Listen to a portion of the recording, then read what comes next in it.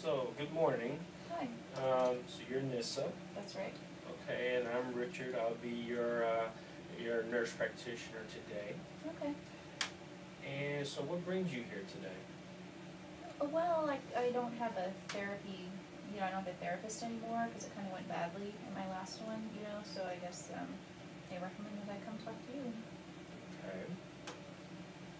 And I guess what I'm trying to get at is, what issues are you having that are causing disturbance in your life?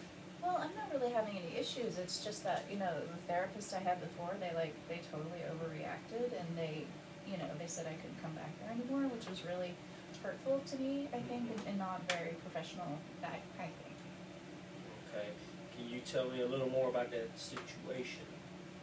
Well, I mean, it had been going really well. It was, I was in therapy because, I tried to kill myself a couple of times. I was like, I cut myself sometimes. So, and I did some DBT and I had some groups that I was going to, and I thought my psychotherapist was really cool. I thought we were really good friends, and I saw her, outside of therapy one time, and I even brought her some flowers one time. She was a really cool lady, but all of a sudden they were telling me I can't come back, and I shouldn't be hanging around their front desk. I shouldn't even be in their parking lot anymore, and that's just not very therapeutic, I don't think. Okay, so maybe the person in the facility felt some boundaries may have been crossed. Well, what do you mean by that? It is not normative for the patients to bring flowers and Really? those type of things to the therapist. It, Huh. it kind of crosses the professional boundary. Well, I thought we were friends as therapist. I mean, we got along great, Mm. I was just trying to be nice. Okay. Well, the therapist is there to provide therapy, Mm-hmm. and friends is another category. Well, I mean, I just think we had a different kind of relationship. Okay. Okay. But, I mean, now I guess we don't have a relationship at all. So, so I've been doing a little worse, I've been having more thoughts about hurting myself, and, I don't have anyone to talk to now since they stopped seeing me. Okay. So, who did you talk to before you saw the therapist?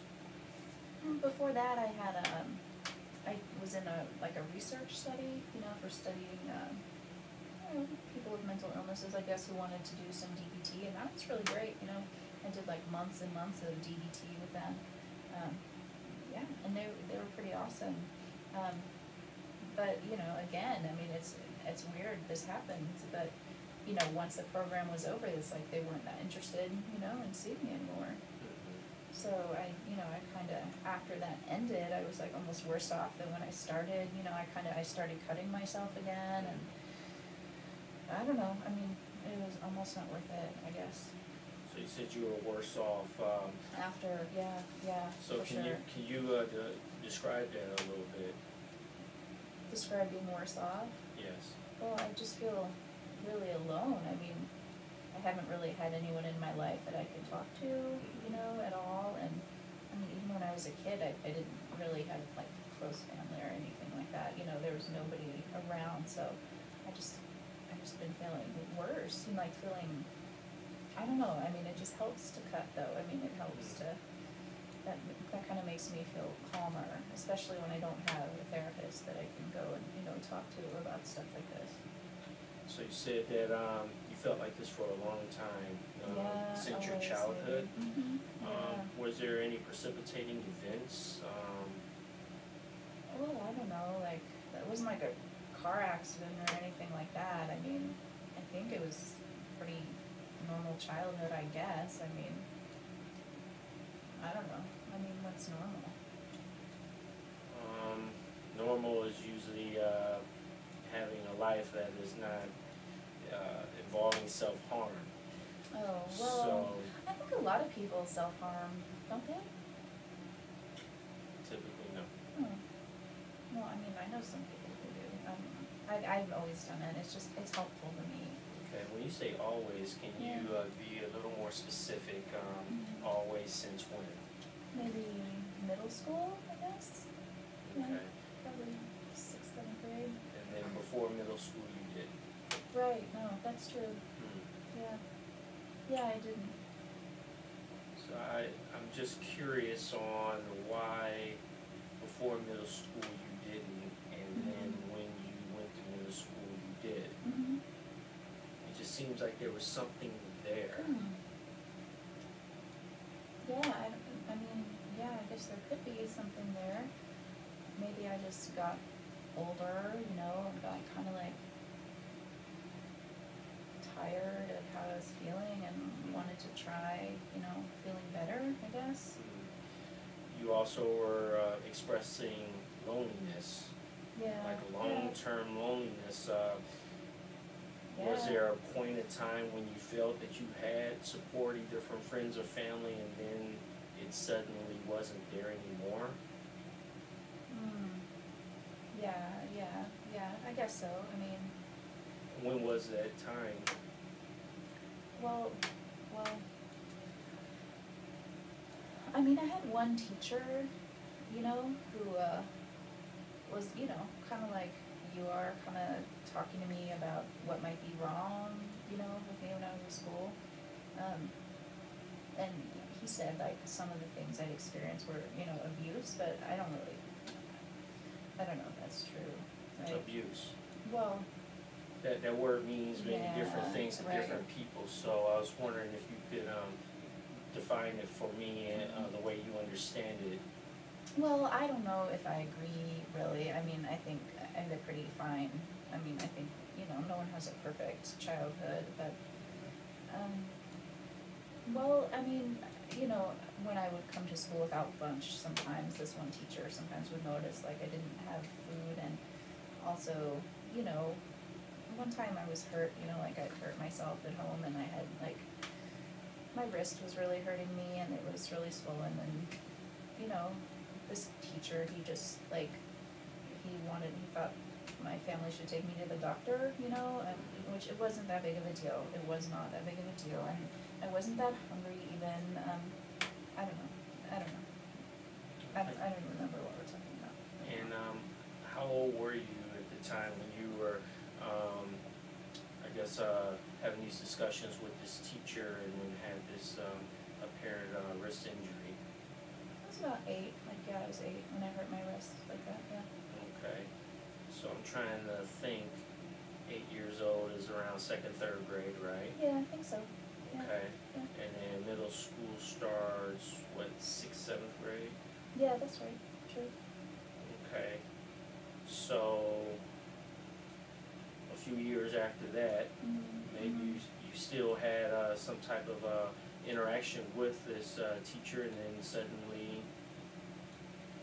No, I think it was just that one time, and then it was like, I don't know.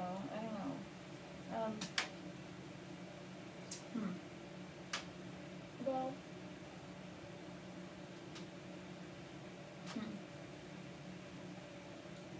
I don't know. I can't really remember what else happened back then. But just, you know, like, it just always helped me to kind of, like, if I was at home and, like, I was upset, it would help me to, like, go be by myself and, like, just cut a little bit, and nobody knew about that when I was little. You know, they didn't know about that at all. And it started when? I don't know. Maybe when I was even younger. I don't know.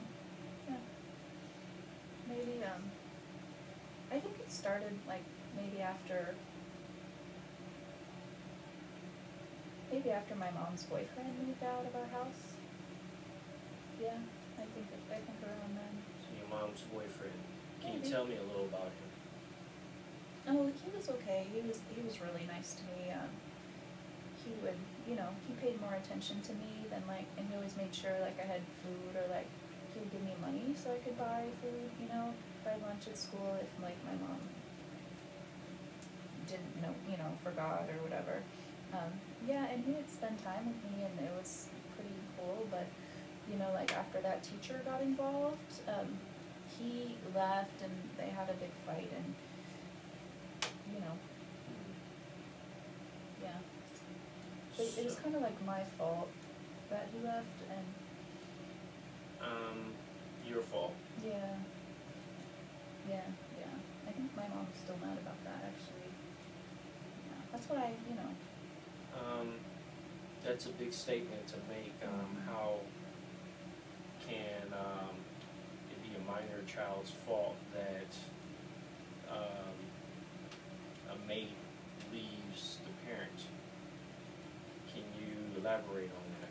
Well, he was spending a lot of time with me, I guess, you know, kind of should have been maybe not, like, spending more time with her and not with me, and then, you know, they had a big fight about that. What type of things did you do? Oh, just regular stuff, like, just regular stuff. I just don't understand what regular is, because before you were stating doesn't everybody hurt themselves, so I don't know what Yeah. regular is. So what is regular, the way that you understand it? I don't know.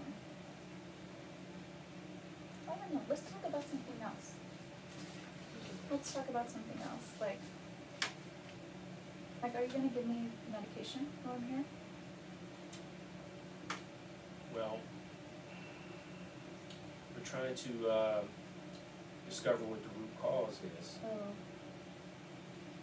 So if we Well, can't, I mean, I think I'm fine. I haven't, you know, like, they made me start treatment because I did that, you know, overdose, a couple of overdoses, you know, that's when they started asking these kind of questions again, you know, and like, yeah, it was kind of like, you know, when I was a kid and that teacher noticed and like was asking me questions, like after, because he noticed I was hurt, like now, you know, I had an overdose and I was really sick, and now, you know, people started trying to help me again, and now here you are, you know, trying to help me because basically, you know, because of that. But it's been a while. I haven't overdosed recently. I haven't cut myself in like a while. I think I'm doing okay.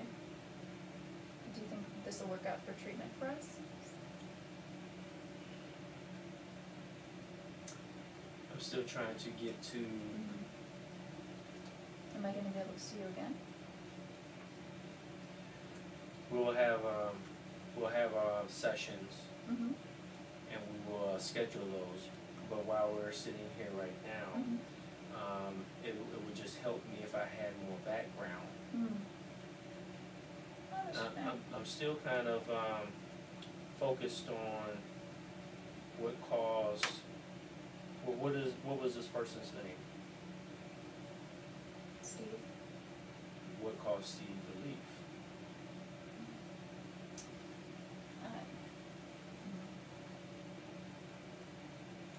I don't know. They just had a fight. How did your wrist get hurt? I fell.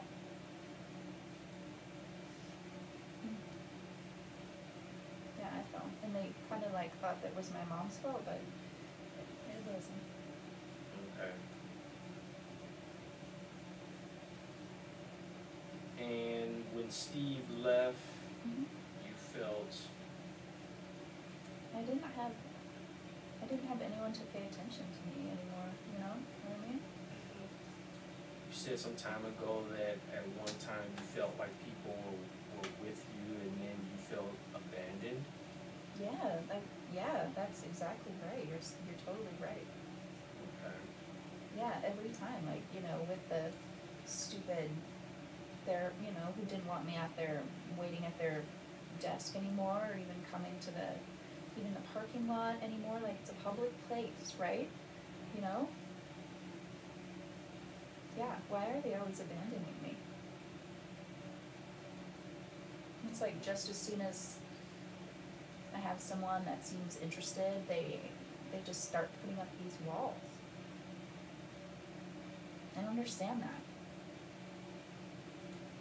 It makes me really upset. I can imagine how that feels.